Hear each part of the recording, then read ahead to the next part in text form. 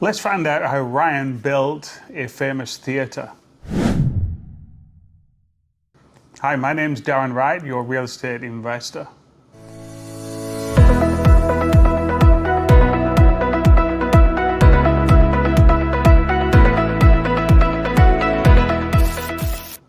So today, I'm here with my nephew, who's just a 13-year-old young entrepreneur, and we're going to just have a conversation, a nice casual conversation to find out what he does. He's a straight A student. He goes above and beyond everything that he ever does, and he loves making models. So we're going to talk about a bit of real estate where you can make models for that. So Ryan Horsfield, you're just a 13-year-old young entrepreneur. You're a straight A student in school and doing very well. And as an investment, you've already started investing already. You do a coin collection. So tell us about your coin collection. Like, what do you collect and where do you find these coins? So I collect historic British coins, and some of them are made out of silver, you know, the silver ones, and then some of them aren't. That's just purely numismatic value, like coin collector's value. Like, why would you buy the coin? But some of it's also for the value of silver. Like, for example, I found a listing online that had a coin in it, and I worked out the value of the silver in it, and it was actually higher than the price there, so I ended up buying it. Right. So you buy the coin for less than the value of the silver. Ideally, if I'm Yeah, that's lucky. fantastic. Yeah. That's exactly what we do in real estate. We buy a property that's less than the value that it's actually worth. Yeah. So that's really good. You're using an entrepreneur mindset there where you're seeing value in something where other people would walk away.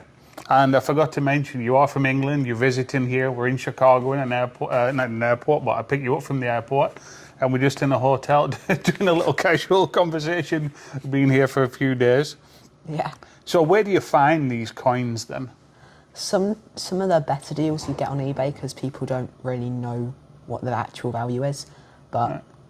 I do go to antique shops in person, and then just for the sake of, because I like the coin, I sometimes buy a few, not a lot, but Right. just slowly collect over the years. Okay. And I think I remember your mum telling me that you used to get bags or rolls of coins, and then you used to go through to find if there's any good ones, and then you would obviously just change the money back into normal money anyway. Yeah. Yeah, that's right. It's probably not a very, very good way to earn a lot of money. You kind of have to get a bit lucky, and especially for the time you put in, you have to sell them. But you can go to a bank, get a bag of 50p's for exactly how much they're worth, and then look through them, and then the Kew Gardner, I think, is like worth up to £180. So if you find that, then Right. it's very lucky. Yeah, so you're looking for that gem, but it's not costing you anything, just your time, obviously. Yeah. Because you're paying 50p for it and you're selling it back for 50p. But luckily you might get one that's worth 180. Yeah. Fantastic. So what's the most money you've ever made on a coin or a bag of coins or? Haven't really sold anything yet, but theoretically I could, and I did actually find that Kew Gardens on my birthday. Oh, nice. Right, that was really cool. What a great birthday present. Yeah. To find a £180 coin for 50p. Yeah. That's a great find. So I mentioned earlier that you built a model, and it was a model of the Shakespeare theatre. And your mum was telling me that you built this model for school, and you took it into school and they want to put it in the glass cabinet for display. And what's more impressive, this wasn't homework or a task. You just did it off your own bat. You did something you wanted to do because you were passionate about. So what is it made out of? I think the outer wall, so it's a 20-sided polygon, the outer walls are made out of cardboard, and then a sort of got a small score in them, so when you fold it, I made a base as well. So it's like 20-sided polygon, then you get the walls the right distance apart, score it, and then sort of wrap it around, and then, because it's white on the outside, not grey, and not brown, the colour of cardboard, put paper around it, and then the details from like a brown card. Right, so this is all cardboard then? Yeah. Any cardboard and paper, and any other materials in there? Well, I fastened it all together with hot glue and some Pritt stick, I think, to glue the paper on, and also wooden dowels to hold like the centre bits up, Right. supports in the middle of it. And this all came as a kit, did it?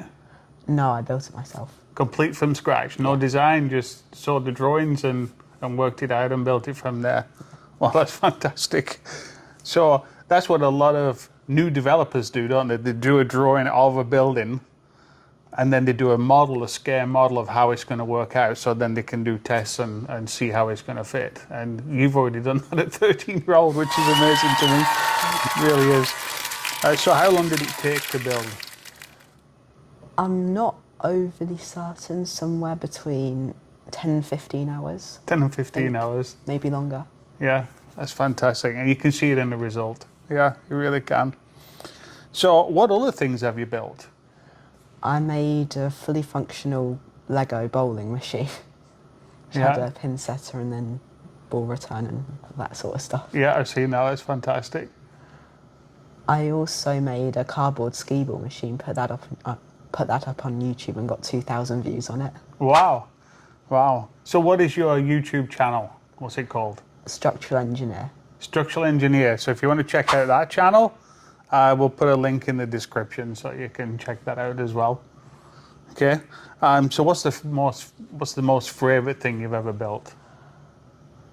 I think it's got to be my Lego bowling machine. That's really fun. Yeah, it is. Yeah. When it recognizes the ball and it returns it for you. And I really enjoyed that. Yeah. Okay. So on the last few days when we've been visiting here in Chicago, I've been teaching you different things about real estate and mindset. Is there anything that stands out that you really enjoyed that I taught you, or something that went, oh, I didn't realize that? I really enjoyed the bit about faith and how you've got to have faith in what you do. Okay, fantastic. Yeah. I was wondering what you would pick. That's great. Yeah, so for everyone else, I was teaching that you have to have a faith in something you're going to do. A lot like manifestation, where you've got to picture what you want to do and writing your goals down. In order to be able to get there, you have to have faith. So that was just a recap, and I can do another video on that as well. So, big question. What are you going to build next? I've got no clue. I'm thinking of building a coin pusher. I've got the motor for it and stuff. Just need to build the frame and then get the rest A of it coin pusher working. like you have in the arcades, where Yeah. the paddles come over and push the coins and see if you can win them. Yeah. You have built something like that before, haven't you? Yeah, I built a few models of it, but not out of like proper materials, just cardboard, Lego and stuff. Yeah, and it was you had to push it yourself. Oh no, one was automatic. One was automatic, but the motor burned out. The motor burnt out. Yeah. You did it. That's great. That's how you learn. And we'll be able to see this creation on your YouTube channel as well, won't we? Hopefully. Yeah. So that's great, Ryan. Thank you.